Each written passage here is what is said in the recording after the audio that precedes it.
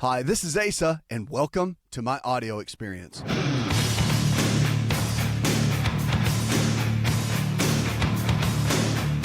It's a new prescription for a new you. This show is about you. It's about your health. It's about your life. You want to get political? We'll talk about your health. You want to get into healthcare? We'll talk about that too.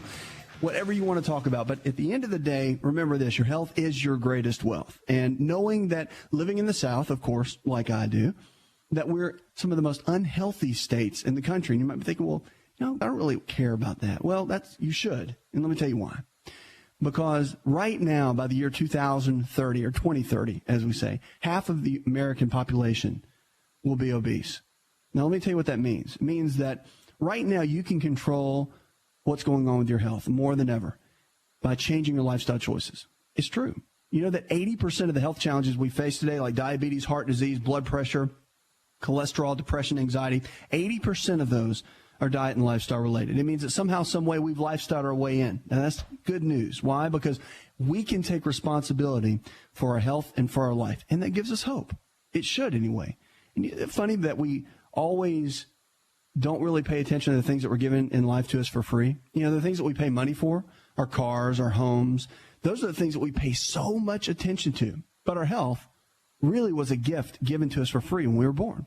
And how much are we really taking care of that? You think, well, grandma and grandpa, they had diabetes and they had, arthritis and they had heart disease. So it's coming down the pipeline. I might as well do whatever I want to do, live how I want to live, because I'm going to get it anyway. And that is not the case. And it doesn't have to be the case.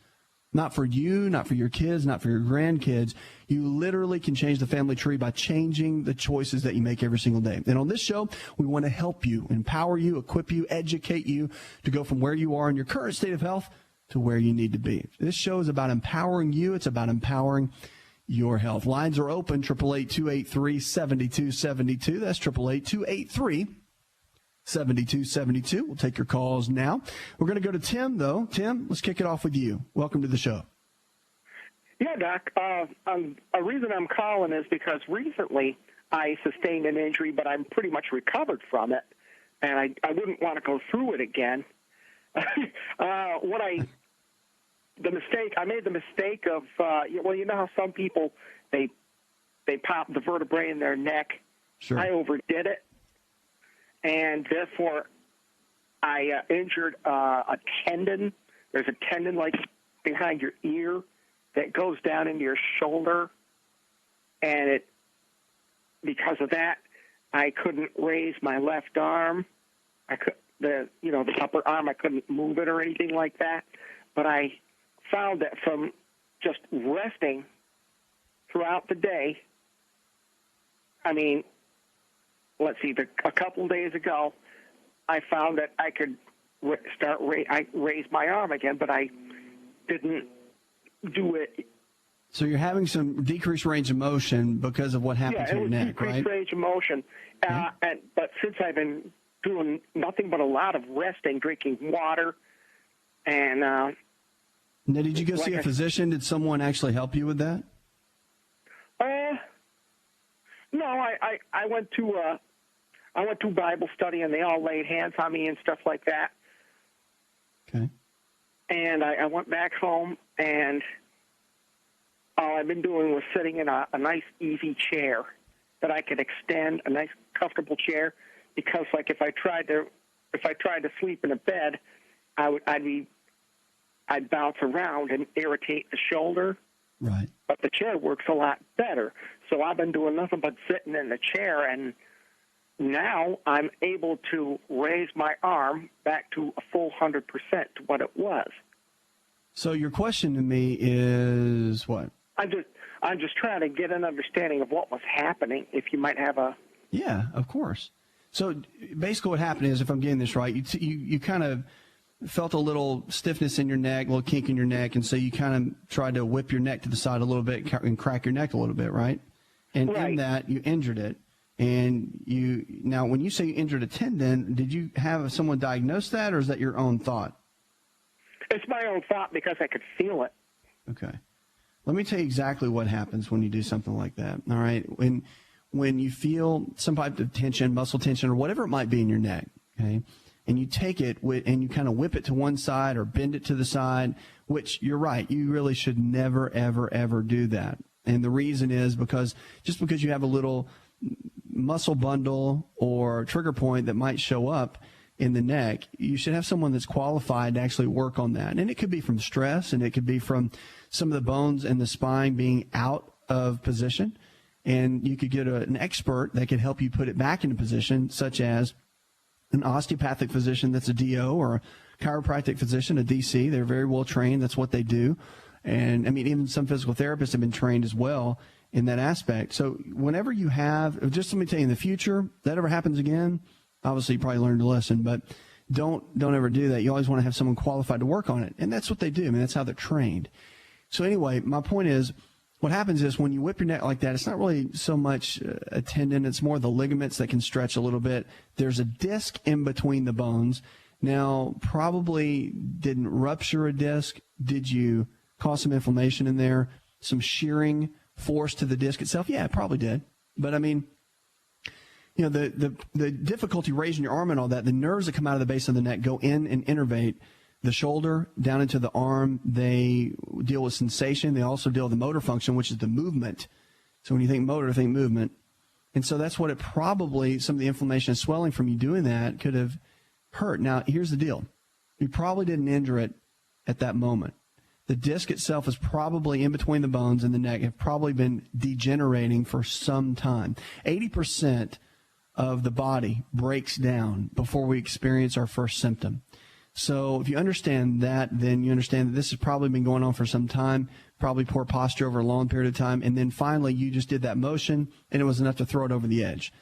So at this point, it's great that you've had peers around you that believe for healing on you, and I'll agree with that because I believe in that as well. I've seen miracles happen. So I think that's good. If it's still bothering you, I think you should use someone that could just go and kind of oversee it a little bit to make sure they do. If they need X-rays, depending on the doctor or what he thinks, they might not. But at the same time, you just want to have someone look at it and double check and make sure everything's doing okay, even from a muscular standpoint, the bones, muscles, nerves, all of it, and it can be very beneficial. So that's what happens. What happened is you probably created some inflammation around the nerve going into your shoulder, going into your arm, that got affected, but it's pretty easy to clean up, and the body heals. Something to think about in the process of you going through this, so it heals correctly. But, I mean, typically with something like that, you'll be fine. All right? Thanks for the call. 888-283-7272. That's 888-283-7272. Lines are open if you want to call in with questions about your health. Talk about the 7 prescriptions that everyone should follow for optimal health. You think about it, all these different books out there, everybody's got their own opinion. What in the middle of all of that do you really need to be doing to experience the kind of health that we're all looking for? We're going to talk about that in just a moment coming up.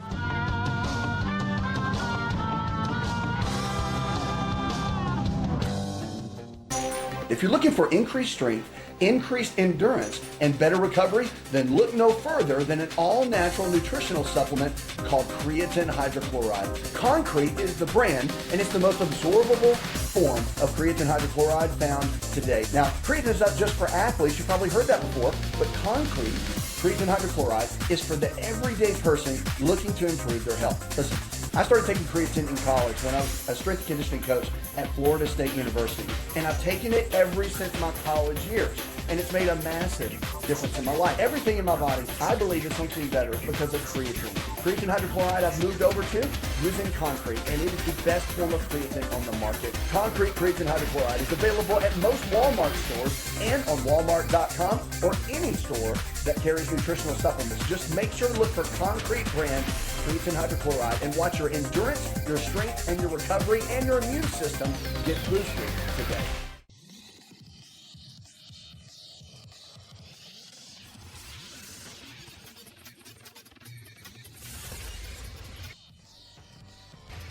To find out more, connect with On Call Radio online at InShapeNetwork.com.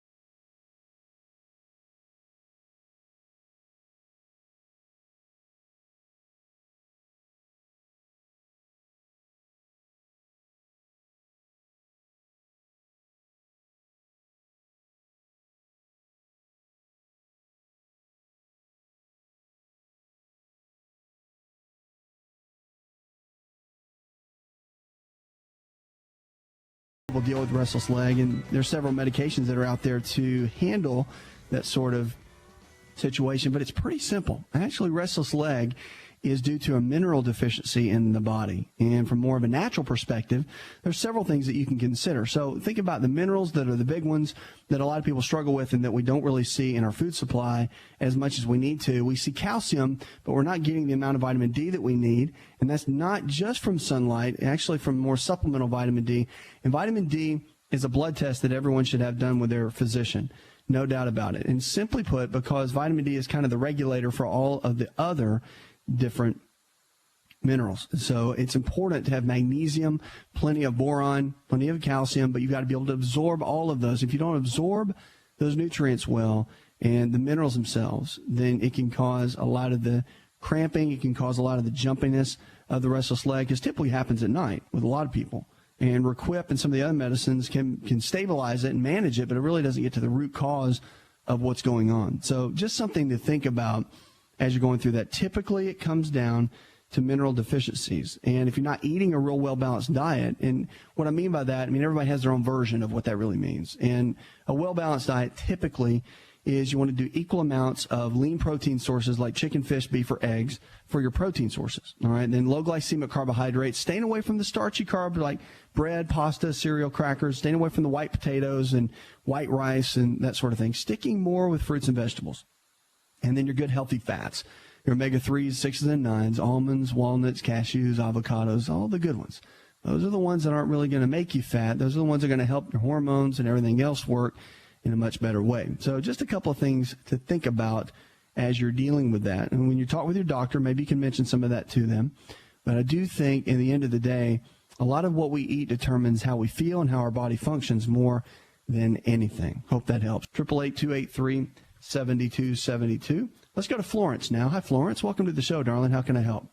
I was calling to ask you about a dry skin condition I have on my face.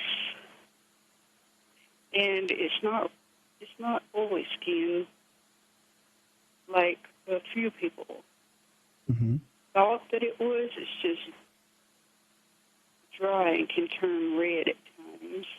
Okay, so you've been having some dry skin on your face. How long has it been going on for? It's been going on for a good while. Okay. And so have you been to your physician? What causes it, I don't know. Well, have you been to your physician, a dermatologist or someone, to talk to them about it? I've been to a regular doctor about it before. Okay, so your family physician, I guess? Your family Yes. doctor? Okay, what did they say? Or did they give you any creams, or what were their thoughts about it? Well, all I've heard was just keep it washed. Okay, well, here's the deal. When it comes to skin conditions, remember this. Most skin conditions are an inside-out thing, not an outside-in thing. I mean, sometimes there are outside conditions, fungal infections or whatnot, that can cause some issues with the skin. But psoriasis, dermatitis, most of those conditions, eczema, all of those typically come from the inside out. It means that something's in your digestive tract that's just not working real well, because the skin's the largest organ that we have. It's actually considered an organ. And if you have a lot of inflammation within the digestive tract, then it's going to show itself a lot of times on the skin. So one of the biggest reasons, well, I say two. There's probably two big reasons that people get skin conditions like you're talking about, especially with dry skin. One is they don't have good bacteria or enough good bacteria in their digestive tract, which would be probiotics. And putting the probiotics in would be one of the most critical things you can do. And that you get that from your food. You can get it from plenty of dairy products like yogurt. And I'm a big fan of goat's milk yogurt. Raw is much better than pasteurized, of course. It's very hard to find that, but even if you can get into the regular goat's milk yogurt, much better than the cow's milk. It's the closest molecular structure we have to human mother's milk. And there's a lot of laws going on right now politically against a lot of farmers with raw milk. And literally, especially in the South, where there are a lot of places that they do what are called co-ops. And the co-ops, you can actually buy into the goats or buy into the cows, and that's how you can go pick up your milk and whatnot in the raw. And, a lot of states have rules and regs on that. Well, the federal government's stepping in now, and they're trying to say you can't do that. They're trying to shut all that down. but it'll be interesting to see how that goes. My point being is that for probiotics, very, very good, extremely healthy. And that's how, like, people like my grandmother grew up on a farm. Was extremely healthy, lived to be 94. Unbelievable. Great lifespan, just died in her sleep. So with dry skin, you got to think about good bacteria in the gut, and also, which you can get probiotics in supplement form, by the way, in your health food store, or you can order them online. But the other is to look into omega-3 fatty acids like fish oil. I'm a big fan of cod liver oil because you get plenty of vitamin A, vitamin D, and also the omega-3 fatty acids. The oil is better than the gel caps, though, because of the way it's processed. But typically, those are the two main issues of skin conditions all the way around. And wheat products, bread, pasta, cereal, crackers, staying away from a protein called gluten can be helpful as well. But that's what the research says. I hope that's helpful to you. Just know this, I would see a physician if you haven't, and a dermatologist is the expert in skin. It can be helpful for you. I hope that helps.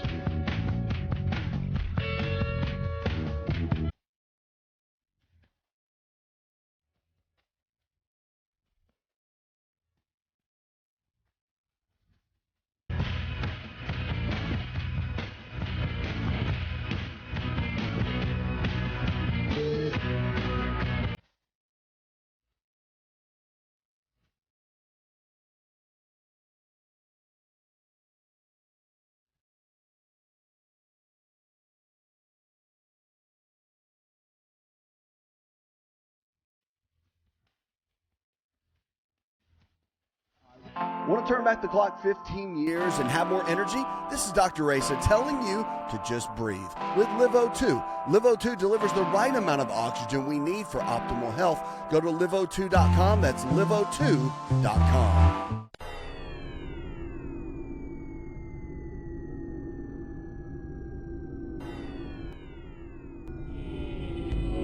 To find out more, visit the show online, InShapeNetwork.com.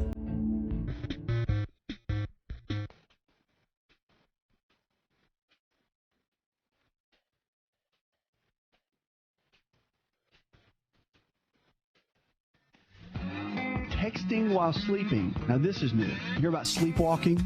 Well, most of us are familiar with that. But now, of course, with cell phones and everybody having their phone right by their hip, there's something that's a phenomenon called sleep texting, or texting while sleeping. Some say that sleep texting is a sign that we're part of the technologically advanced times. One person said, I have to look at full conversations while I'm asleep, but I don't remember any of them. People are capable of performing complex activities during certain phases of sleep. And now texting appears that it could be a new part of issues with people's sleep. People sleep with their phones. I know I have. How many times have you fallen asleep with your phone?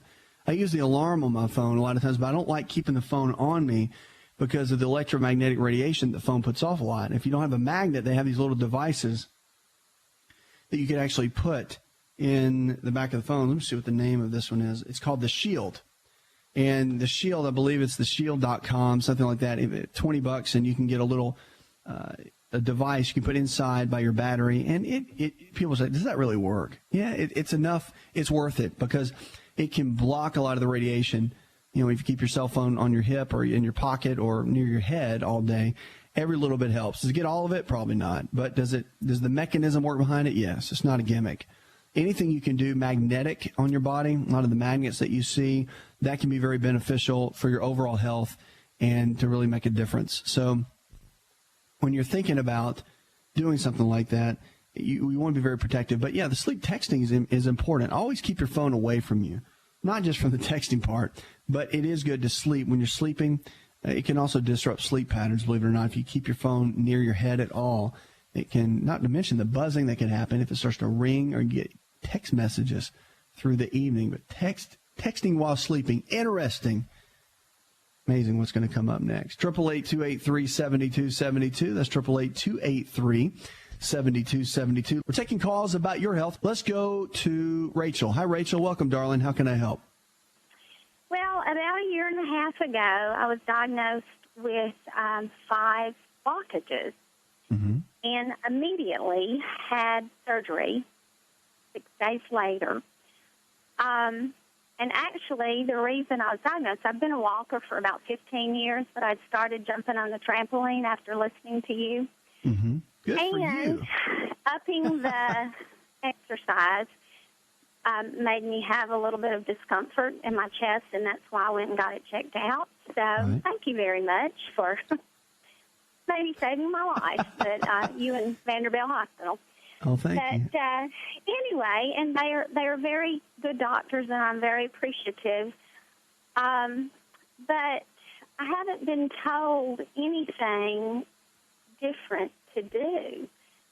And what I've been told is it's hereditary. Right. And, you know, it's just a little frustrating. I'm taking some medication now, but it's just a little frustrating that they haven't, and maybe there's not anything else I can do. You know, I don't know. I'm not overweight. I've never been overweight. And like I said, I do exercise daily. Well, here's the thing. So tell me what a typical day looks like for you now. Have you changed your eating habits? Sounds like you're exercising, but have you made any major modifications, or you're kind of asking me what's next? Well, I'm pretty much a healthy eater and have been. I mean, my friends couldn't believe it because I'm a big salad eater, not a heavy meat eater. Now, I have eaten sweets my whole life, but I've cut down on that. But I guess I'm just curious. Let's define healthy. Let's define healthy. Let's define healthy, okay? So eating salads really doesn't mean someone eats healthy, all right? And I'm just saying that. So I'll tell you what, give me a typical day, breakfast, lunch, and dinner. Right now, at this point, post-heart condition, that kind of thing, give me kind of a synopsis of what a day looks like. Breakfast, I drink black coffee, have a bowl of shredded wheat and bran. I use almond milk, and I eat like a cup of blueberry. Okay. Then mid-morning, I have a piece of fruit, usually banana or pear or something like that. Then for lunch, I have a huge salad. And then for dinner, it's usually something like a sweet potato and a vegetable and possibly a piece of chicken. I eat some red meat, but not much, and no pork. All right. So that's about it. Where's the fats? I don't hear a lot of fats in your diet. I don't think I eat a lot of fat in my diet. All right. There's the problem. Okay? Oh, okay. Fats, and it's okay. It's all right. And that's why I want to tell you, because fats are really important. They're important because for heart health, they do a lot. And matter of fact, the good fats, the omega-3s, 6s, and 9s, play a big role. Like cod liver oil or fish oil is really important. Coconut oil is really good to cook with, along with butter. I know you're thinking, well, I thought that caused heart attacks. Not really. Actually, what it does, butter has components in it that can actually help reduce the plaquing in the arterial walls. And I'll tell you some foods that are really good. Eggs, whole eggs. Probably when somebody has heart conditions, whole eggs have been shown to be some of the best food sources that you can actually eat. Because the egg yolk itself, not egg whites and not the fake eggs, but the actual whole egg, there's components in the egg yolk that are very heart protective. And there's a component called lecithin and choline. Both of those are in the egg, the yolk of the egg. And they help kind of pull off or emulsify the fat or melt the fat off, or the plaquing is probably a better word to put it, the plaquing off the arterial walls, and help get rid of it. And so a lot of studies done on eggs and the efficacy of eggs and how well they work. So something to think about as you're planning your dietary way of eating. So it's just something to think about. But exercise, yeah, that's important. That plays a big role. But your diet is the key. When it comes to heart health, that is really, I think, one of the biggest topics that anyone can focus on. So just something to think about as you're walking down that path. And when you go talk to your cardiologist and your team that you have with you, maybe mention some ideas. Do some research on your own. Bring it to them and say, hey, is this okay? They're probably not going to say it's bad. Matter of fact, a lot of the AHA, or the American Heart Association, which I'm a member of it, they are changing some of the guidelines as far as the foods and kind of the heart-healthy diet, if you will. And it's mentioning a lot of the healthy fats in it because they're recognizing that plays a big role in our overall health. Be careful with carbohydrates. And from the late 80s and early 90s, really the carbohydrates, and even the good ones like sweet potatoes and all, they're fine and they're healthy for you. Okay, so don't get me wrong. But when you have carbohydrates, you want to make sure that you eat them with some type of fat, like a handful of almonds or walnuts, something like that, because the fats actually, the good fats actually help with the blood sugar related issues that can come from a piece of fruit or from eating a sweet potato or brown rice or whatever. So it's good to have some fats, maybe avocado or whatnot. That's just good practice. So protein, fat, and carbohydrate in all your meals, from research and what it says, is a good way to go. Just keeping everything balanced is always the key. That's what the body always wants. And so even though maybe you don't have an ongoing plan that they laid out for you, I would mention some things. Maybe in my book, Empowering Your Health, I talk a lot about the anti-inflammatory diet and, foods that will reduce inflammation in the body, foods that will actually add inflammation that one should probably avoid for optimal health. But yeah, just some of those little keys. Do they have you, by the way, I have a quick question. Do they have you, what medicine do they put you on after that? Metoprolol twice a day. The beta blocker, and right. I've tried 3 different statins, and I can't take them. I'm not taking joint them pain. Right now.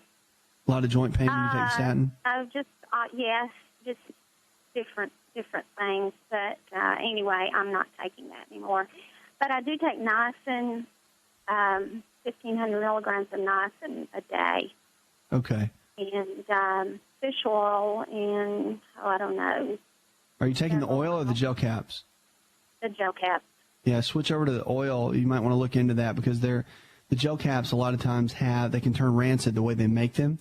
And the way when you heat a fish oil and put it into a gel cap, it turns into a trans fat. And we all know that's can be potentially cancer causing. So you want to be careful with the gel caps themselves unless it's been tested. They're mercury free and they were cold pressed, and it's all in how they're made. But the oil is always a better way to go. It sounds like you've got a good plan together. CoQ10 is a big one, too. There's some good research on that when people have had any kind of heart-related condition, and Ubiniqual is actually a better version of the CoQ10. It's absorbed better, and, again, good research on that as well. But the biggest thing, if you're asking my thoughts on it, like where do I go from here kind of thing, usually is diet. And if you got your exercise plan down, which is probably the toughest for a lot of people, they really struggle with exercise, have a hard time with it. That's one of the biggest issues with someone that has had any type of heart-related condition is exercise program. So if you got that down with no problem, that's fantastic. You're already ahead of the game. So I would just focus more on your diet and really getting that tight, knowing that the foods that you put inside your body become your body. Your cells are made from the foods that you eat.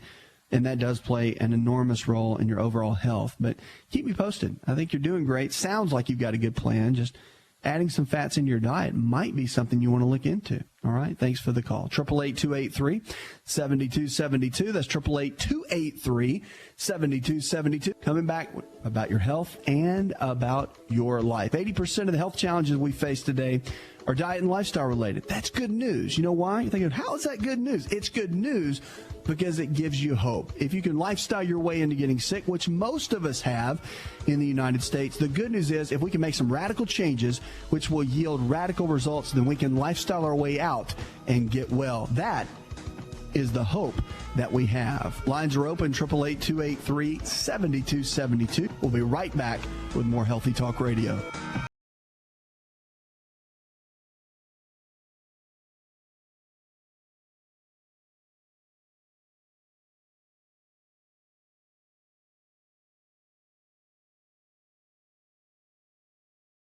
Are you ready to chow? It's time for Keto Chow. When it comes to eating healthy, the keto diet has become one of the nutrition leaders in optimizing health, losing unwanted weight, and reaching your health and wellness goals. No extravagant cooking, no long kitchen cleanup, and most importantly, especially for me, it's convenient. Just put quality Keto Chow powder in a bottle, add some heavy whipping cream or your favorite fat, a little water, and boom, shake it up and you're ready to chow. Keto Chow tastes amazing. So make Keto Chow easy for you and your family today with Keto Chow. Let's go chow. Visit Keto Chow online at ketochow.xyz. That's ketochow.xyz.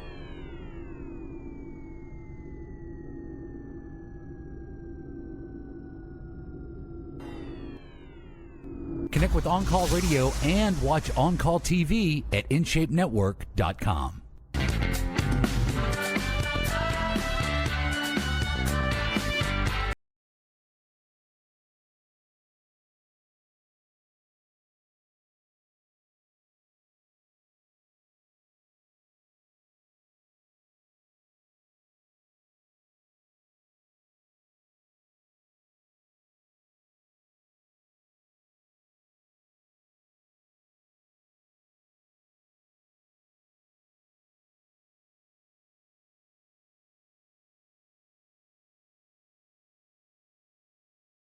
Maybe not in the way that you think he needs to, but in the way that he will always do, because that's just who he is. He is the great physician. At the end of the day, he's the one that you go to whenever you're in the toughest time of need. 888-283-7272. Pre-washed salads may need another rinse. New article on WebMD. And this is so funny because we hear about this all the time, but it's true. Washing off your salad and those bag salads that you get at the store is so important. They did a consumer report, and they found that the bacteria is higher than ever in the packaged green salad. Those pre-washed, triple-washed, bagged green salads are finding massive amounts of bacteria, specifically with E. coli and salmonella. They just did a recent contamination check from the Consumer Reports and the Consumers Union, and they found that these pre-washed and triple-washed bagged greens contain more bacteria than ever. So it's something that we really need to consider when you're thinking about that. So when you get those bags of salad at the grocery, make sure you dump them in a strainer and wash those off very, very well, because they're containing high levels of bacteria. Fecal bacteria, that's kind of gross, but you think about it, it's true, and it is what it is, but make sure you protect yourself, because those nasty little bacteria, of course, can really wreak havoc on your overall immune system. And make sure you're taking anyway on a regular basis. Just because we're still in some of the flu season, you want to take vitamin C, of course, high levels, but ionic silver is really important too, and astragalus. Astragalus is very, very good for your immune system. And vitamin D. Vitamin D, get your blood test done every 6 months to see where your vitamin D level is. You want it to hang around 70 on that blood test. Let's go to Will. Will, welcome to the show, my friend. How can I help? I wonder what your take is on eating by blood type. Okay. Dr. Diadamo, right? Yes, and also Joseph Cristiano. Yeah, okay.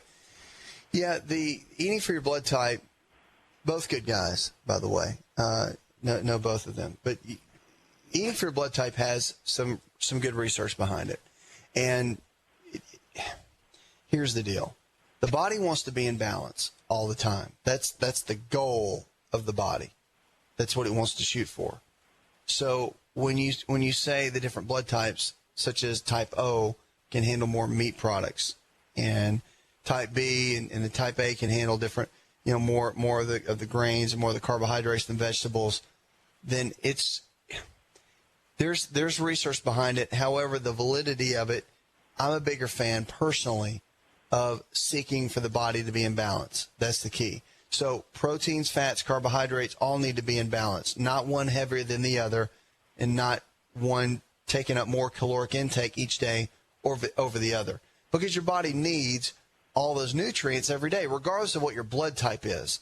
Your body needs an equal amount of all those nutrients to function. You need essential amino acids, that all comes from proteins. You need essential fatty acids, which comes from your healthy fats, the omega-3s, 6s, and 9s. And then you need your carbohydrates for energy, for your brain, for glucose, and for muscles. So that's really how everything is broken down and how you need to look at it. So as far as the blood type goes, will you digest certain foods better than others, and because of your blood type?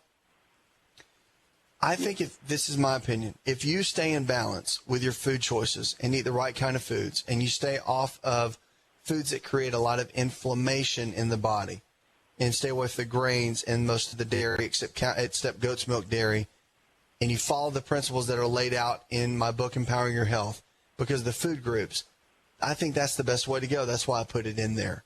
If I thought the blood type was the best way, I think it's more, it's selective is what I think it is. And I think that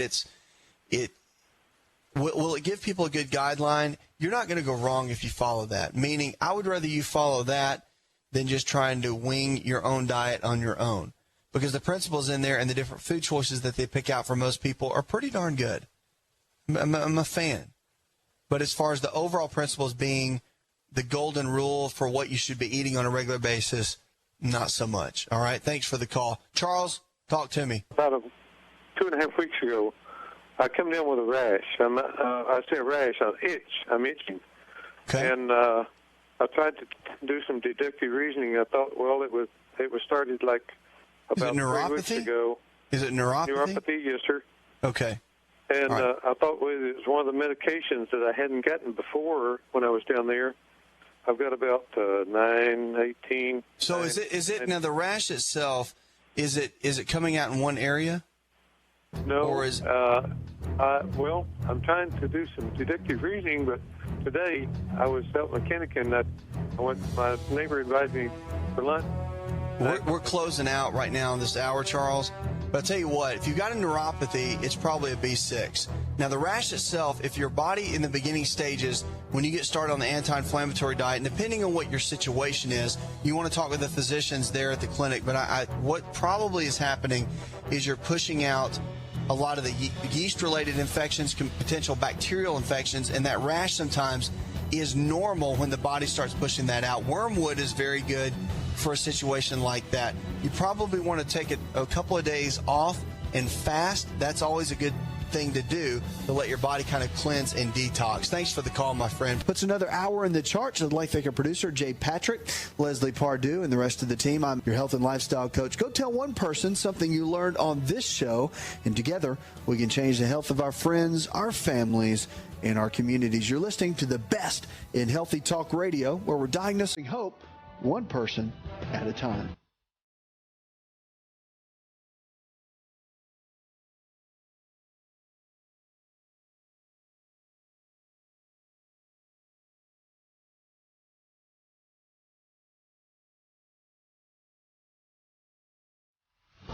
Did you know you could listen to the AsaRx audio experience on Spotify and Pandora? For all the ways to watch and listen, check out our show page at asarx.com/experience. Hi, it's Asa. I'm giving you a copy of my best-selling book for free to help you in your health journey today. I'll pay for the book. All you do is just cover the small shipping and handling costs. Go to asarx.com and get your free book today. This episode is over, but check episode notes for links to products and services you've heard about on this episode. Thanks for listening and subscribing. Please share the AsaRx audio experience with others and stay in touch by giving us your comment or review.